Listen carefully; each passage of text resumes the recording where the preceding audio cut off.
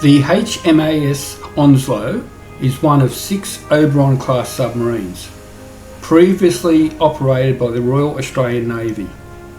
The submarine was named after the town of Onslow, Western Australia, and Sir Alexander Onslow, with the boat's motto and badge derived from Onslow's family heritage. Ordered in 1963, Onslow was laid down at the end of 1967 by Scotts Shipbuilding and Engineering Company in Scotland.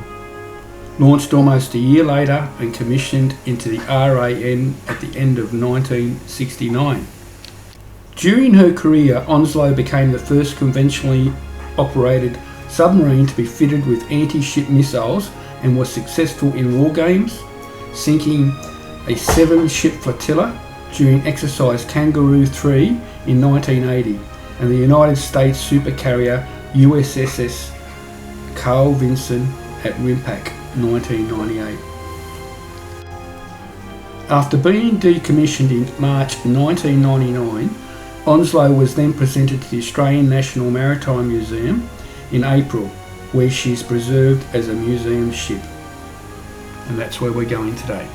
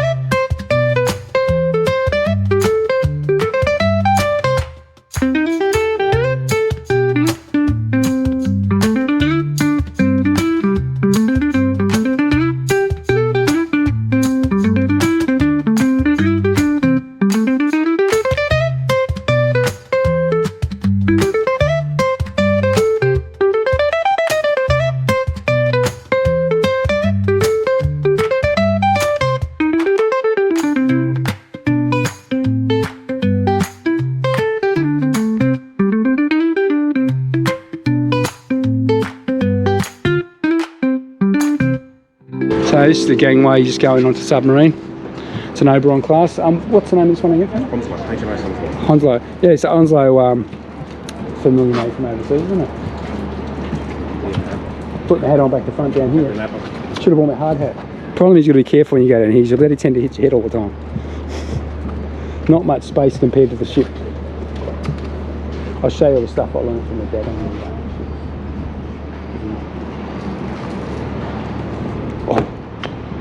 Is your dad in the armed forces at all?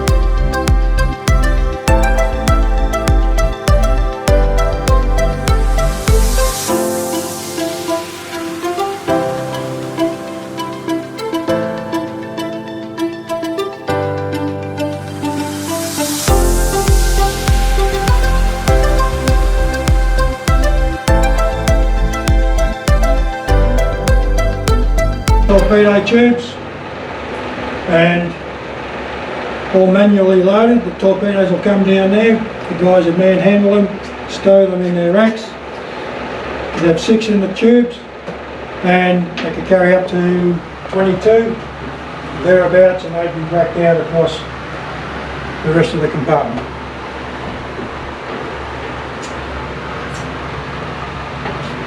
Watch your head up here. It's also an escape room. Got an escape hatch here. Sails are on the suit. up out the hatch. This cover go on here. The other thing to note here is this brace. It's emergency escape hatch up there. It's the hatch up here. It's a big hole, so it becomes a weak spot. Torpedo tubes. There's one loaded. So this is a when they go to sea, Mark or when 18, they go to sea, old-fashioned one. this brace, This one's electric one, Mark 20. needs to be put Viewer type one down the bottom. across here. Strong room. Not much room in the subs, but Somebody gave me a story that on one of the boats they're ready to charge. And there's your door, release door at the top front of the tubes. This one looks great sitting in there. You don't want a dry running, but you've got to fill it up or they could explode. You probably watch plenty of movies about that. Given that that's the amount of pressure that the boat will feel when it's She okay. So we're just going to continue now with the tour, and that's the entry point down there. We've added the bit on the top there to make it easier. With the stairs, we just drop straight down. There's some photos of the Onslow here in port, and a lot of this stuff, I mean, steam controlled and everything. One of the hatches, so they close these off the airlocks if they get a leak in between. And there's compartment switches. Beautiful subboat. So this is the mess. Looks not really a mess at the moment. This is the sleeping quarters, the bunks. Walking down here, not much space, very narrow. You don't want to have claustrophobia. And you got the officers area too. Okay, this is the galley. 2 chefs providing 4 meals a day. This is the Breakfast, lunch, dinner, and dining room is. call it all-nighters. In other words, whenever you're on watch, you always had something to eat. Okay? So they prepare the meals there. Sailors that come and you come and collect it here and take it up to their mess or wherever they want to go and stop. So any metal cans, they used to crush them up, and I assume they probably put them in the bags and took them ashore, or they became dead weights over the side sometime. Because the environmental procedures back in submarine days in the 60s, 70s and that, they're probably non-existent. Okay? So, and when we go through this hatch, on the left-hand side is the coxswain's office. He's the most senior non-commissioned officer on board. That was his office. So there's the galley. The wardroom. Very tight, but when you want food, that's it. Let's go for this other compartment. Get through here. And these officers, oh, there's the flood this compartments. It's your tea and coffee.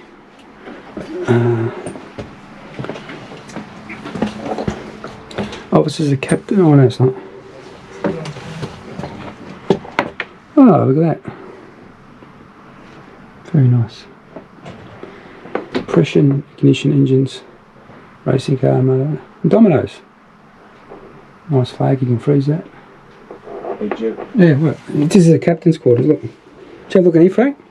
Captain's quarters, do you have a look in there?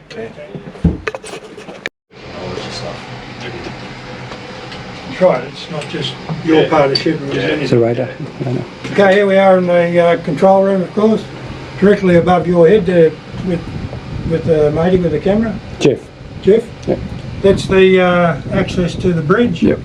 Up the sail. And over there you've got 2 fire control consoles. Right, when everything's aligned up the front end there, they can fire the torpedoes from here. They can also fire them locally from up there. Around to your right there, around the back there is the sonar room. So you have guys in there always listening to what's going on around the boat. Sonar room. Sonar. Over there is where they used to drive it from. There's the helmsman sitting in there, and obviously he would respond to any command he's given, dive, raid, Periscope. all that sort of stuff. 2 periscopes here. This first one here is monocular, 1 eye. Next one is binocular, 2 eyes.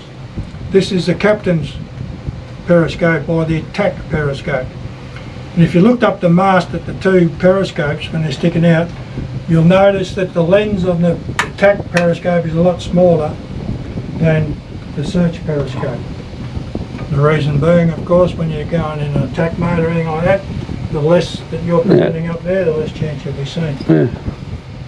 The search periscope, well, yeah, there's a lot of bit out of focus or water or something. yeah, and water in the lens up there, but it's trained onto the Westfield Tower. Kids get a great thrill out of it. Where our ex-submarine friend sitting here is a trim system. Appreciate the fact that you've got torpedoes up the front end, weighing about a tonne or so each. You fire one of them off, fuel around to keep the boat on a level trim.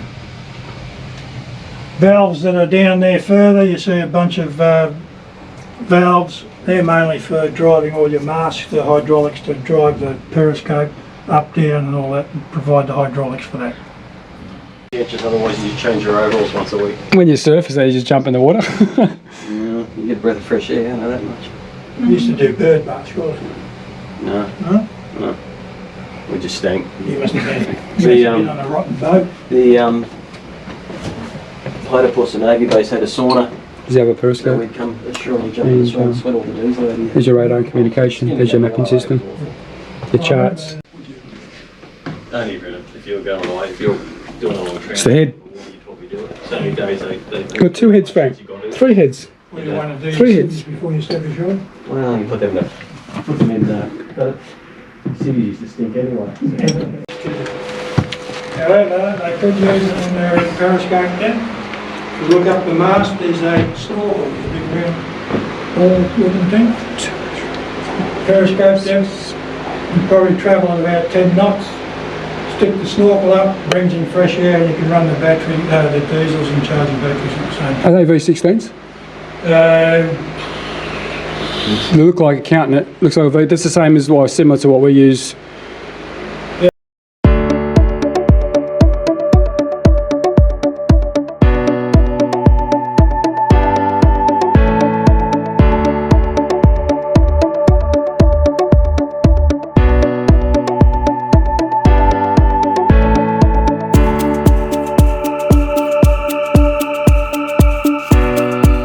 So this is the engine room.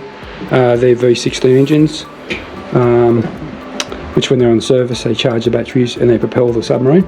Then when they dive they switch over to the cells of the batteries on the Oberon-class. They've been a great submarine in Australia, these, and now we're getting some nuclear submarines in the future, or near future, maybe. This was a comfy spot. Oh, our section, Frank. Frank, our section. Subby. Yeah, I wouldn't want that in there. Especially on the surface, because you Going through this to burn myself all the time in the bloody dreams. Another conservation space. So this is the engineer sat in here, Frank. Engineer sat in here. English electric. Really? So our sort of area. It's up to the deck, Frank. Come on down, Benji Bernard. Chris Folsom. Crabtree, get down here. Ah, air horn. Emergency system. Look at the size of these doors for the compartments. So watch your head. Get through here.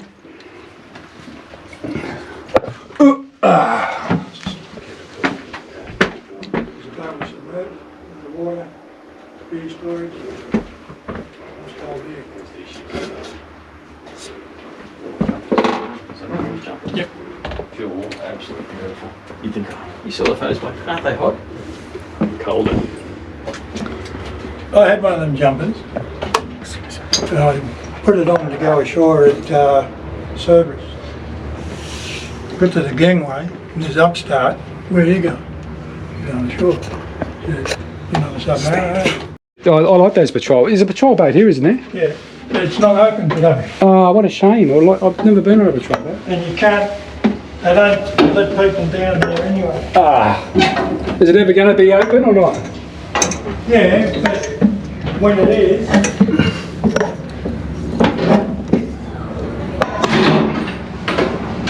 open, Oh, I'm trying to hold the camera. I'm just trying to hold the camera, that's all. It's all right. when it is open, Yep. you're limited to the upper deck, the flying bridge and the Okay. closed bridge. I know the Vampire fairly well. I know they stop. well, go through there again now. I've been there for years, that one. I was on the vendetta. Just love it. So basic when they build them up and then they fit them out. Everything. Oh.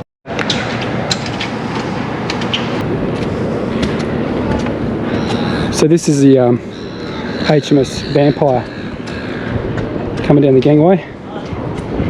Oh, hang on, buddy, just chipped my knee. Oh.